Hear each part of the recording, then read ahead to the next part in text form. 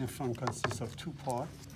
We call it corpus, renal corpuscle, which consists of the network of the capillary.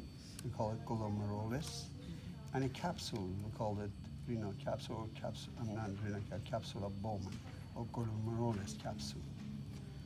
And the second part of the nephron are the tubules.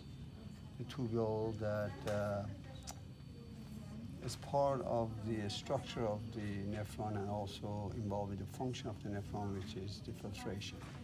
So if you take a look at it, it's considered a proximal convoluted tubule where most of the absorption and secretion occurs right over here. And it's located along with the renal corpuscle or nephron corpuscle, renal corpuscle in the cortex.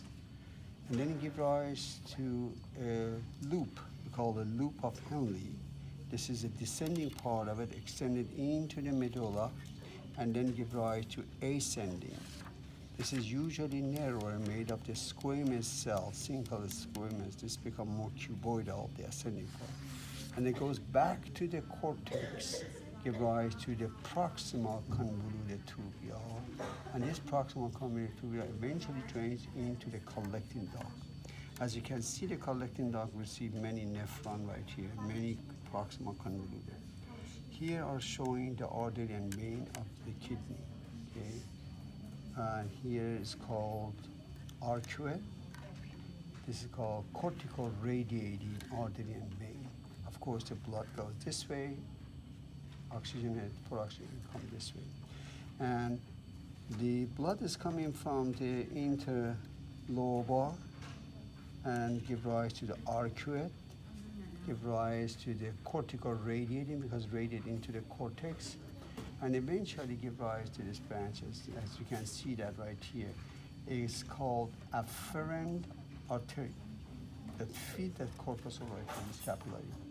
And then it leads through efferent, and this is the exception that artery brings the blood, rich oxygen blood, and artery takes it away, and eventually becomes a venous system. Okay, it's called pretubular capillaries that simplify in this model and wraps around this tubule, and that's where the exchange of the filtrate occurs, releasing all the toxic material, and we call that secretion, and we absorb all the good nutrient back in there. I have a question. So you said this one is proximal and this one's distal, or? Right. The proximal, the filtrate has to get into this, attach it to renal corpuscle. The distal, they're all convoluted, they go into it. But look at where does it go? The proximal doesn't get into the tube, the collecting duct. This collecting duct eventually, by the time this gets here, it becomes urine. Opens up in the great area we call the minor and major calyces and into the pelvis. Yeah, so if you look at it, the proximal distal can be wind together, but the one attached in the corpus is proximal, this is the distal. Yeah, it's showing one nephron and